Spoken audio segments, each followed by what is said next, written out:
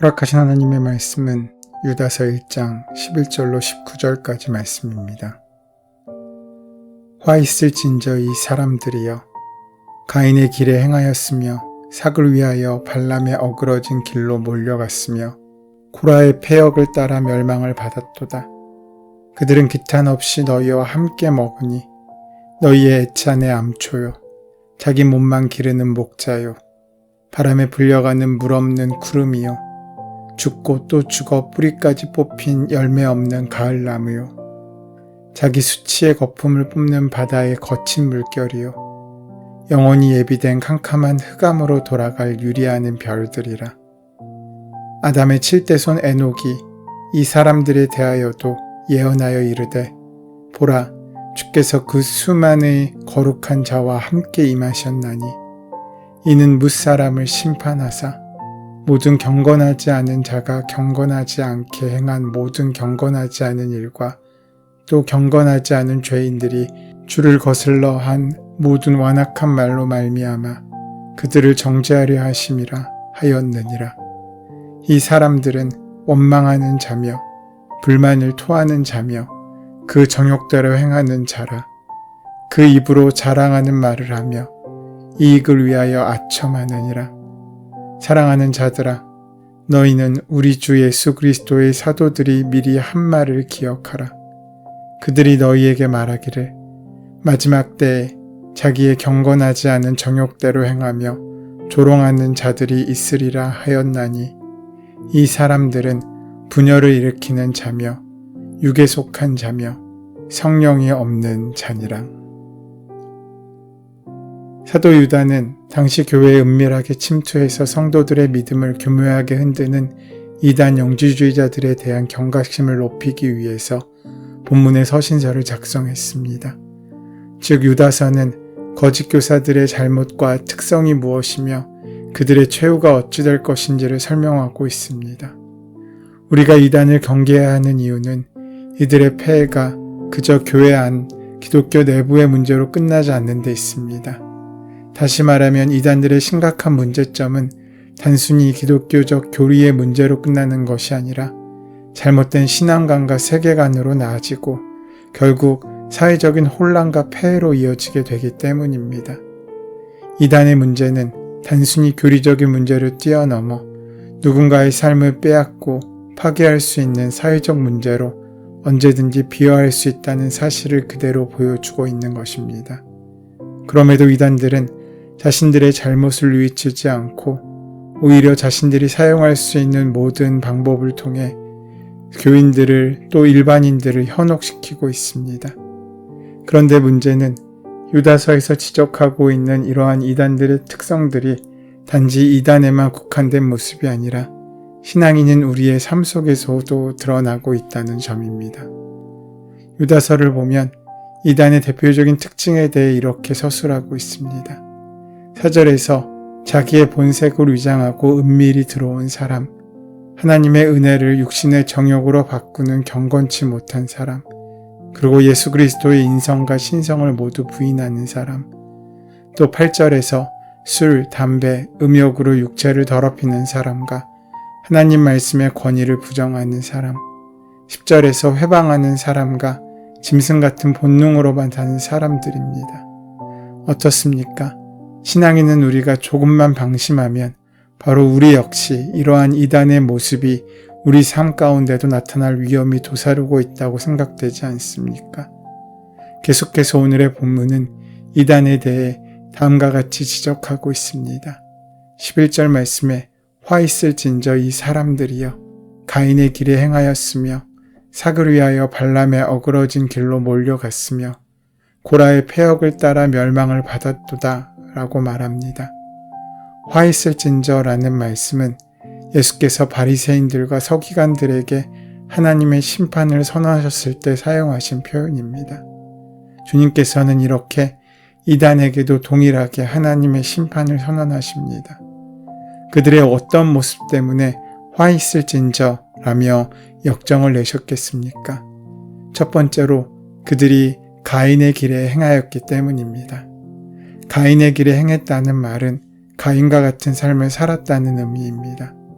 가인의 형은 어떤 사람입니까? 가인은 동생 아벨을 죽인 사람입니다. 그런데 그러한 친족살인의 패륜의 시작이 아이러니하게도 예배에서부터였습니다. 일반적으로 생각하는 가인의 잘못은 동생 아벨을 살해한 죄라고 여깁니다. 하지만 보다 근본적인 죄의 근원은 하나님과의 관계에서 시작됩니다. 가인의 가장 근본적인 잘못이 무엇입니까? 그것은 그가 잘못된 예배를 드렸다는 것입니다. 창세기 4장을 보면 가인은 땅의 소산으로 제물을 삼아 여호와께 드렸고 아벨은 양의 첫 새끼와 그 기름으로 여호와께 드렸는데 하나님께서 아벨과 그 제물은 연락하셨지만 가인과 그 제물은 연락하지 않으셨습니다.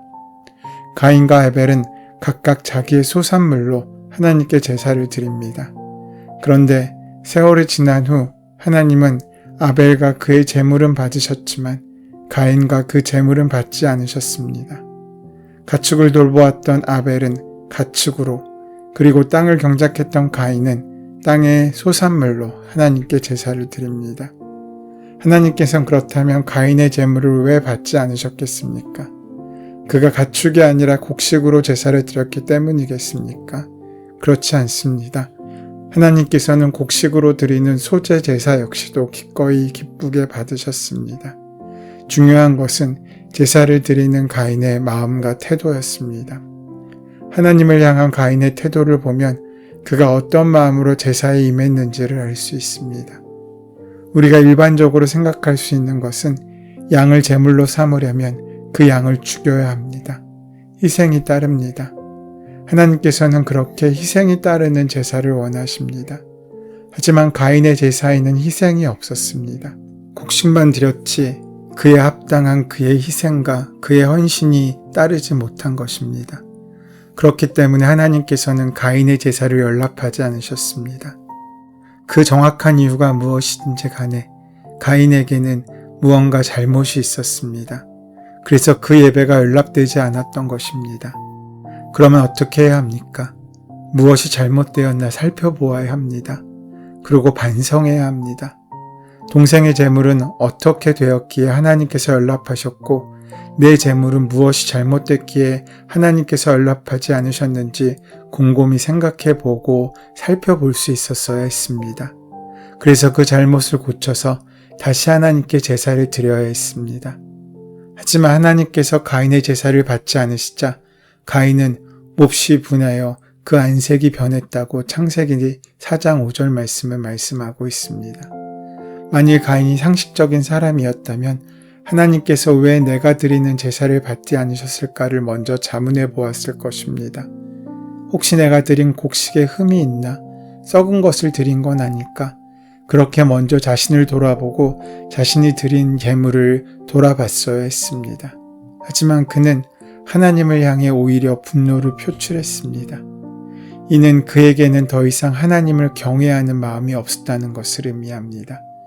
가인은 자기 중심으로 하나님을 판단했습니다. 자기를 기준으로 하나님을 판단한 것입니다. 다시 말해 가인은 영과 진리로 예배를 드리지 않고 그저 형식적으로만 예배를 드린 것입니다. 그 결과 그는 자신의 분노를 이기지 못하여 결국 아벨을 죽입니다. 끔찍한 범죄입니다. 이것은 예배를 드린 후에 범죄라는 점에서 더욱 큰 문제가 됩니다. 그러면서 그는 하나님께 거짓말을 했습니다. 하나님께서 내 아우 아벨이 어디 있느냐를 물으셨을 때 내가 알지 못합니다. 내가 내 아우를 지키는 사람입니까? 라고 천연덕스럽게 거짓말을 했습니다. 거짓말은 물론 나쁜 것입니다. 하지만 예배 후에 거짓말이라는 점이 더 나쁜 것입니다. 여러분, 예배가 잘못되면 다른 것은 모두 다 잘못됩니다. 생각해 보십시오. 예배는 정성을 다하여 나를 드리는 것인데 그 예배를 올바르게 드리지 못하는 사람이 다른 것은 제대로 할 수 있겠습니까? 가인은 바로 이러한 잘못을 범한 것입니다. 예배를 드렸지만 하나님께 드리지 못하고 그 중심에 자신이 있었던 것입니다.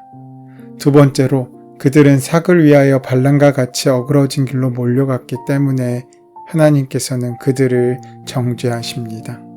발람의 이야기는 우리가 베드로 후서에서 이미 살펴본 바 있는 말씀입니다. 그는 하나님의 말씀을 듣는 예언자였음에도 불구하고 물질에 대한 욕심에 눈이 멀어 하나님께서 원하시는 일이 아닌 자신의 욕망을 이루기 위한 선택을 하게 됩니다. 발람은 겉으로는 하나님의 말씀에 순종하는 것처럼 보였지만 그의 속내는 재물과 명예에 눈이 멀어 하나님을 이용해 자신의 사리사욕을 채운 것입니다. 이처럼 탐욕에 눈이 멀어 하나님의 백성을 멸망의 길로 이끈 그는 이스라엘이 미디안을 정복했을 때 결국 죽임을 당합니다. 그는 겉으로는 하나님을 믿고 사이를 위해 선한 일을 한다고 생각했지만 자신의 탐욕을 채우기 위해 성경을 멋대로 재단하고 해석하고 있는 것입니다. 마치 이단들이 예수님을 팔아서 주님의 백성을 멸망의 길로 이끄는 것과 같은 일이었던 것입니다. 세 번째로 하나님께서 그들에게 화를 이기지 못하신 까닭은 그들이 고라의 패역을 따라갔기 때문입니다. 고라의 패역은 하나님이 세운 사람에 대한 도발이며 이는 곧 하나님의 권위에 대한 도전을 뜻합니다. 민수기 16장에서 레위 지파 고핫의 손자이며 모세와는 사촌관계인 고라와 르우벤 지파의 다단과 아비람이 당을 지어 모세에게 반역한 이야기가 기록되어 있습니다.